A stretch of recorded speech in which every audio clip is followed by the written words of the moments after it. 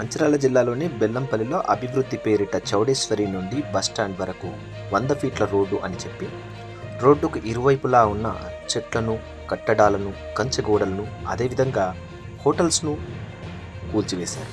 కాంటా చౌరస్తాలోని బస్టాండ్ను, మార్కెట్లోని chicken సెంటర్లను, పండ్ల దుకాణాల సముదాయాలను కూలగొట్టారు.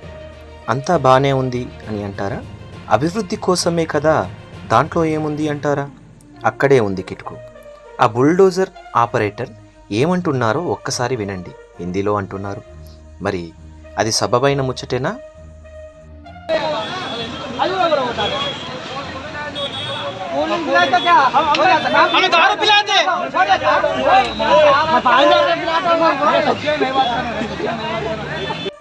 అర్థమయ్యిందా ఏమంటున్నాడు? అక్కడ పనిచేస్తున్న వారికి కూల్ డ్రింక్స్ ఇచ్చాడంట. కూల్చొద్దంటున్నారు అని అంటున్నాడు. మా దుకాణాలను కూల్చొగొట్టి వారి దుకాణాలను కూల్చరా అంటూ జనాలు మండిపడ్డారు.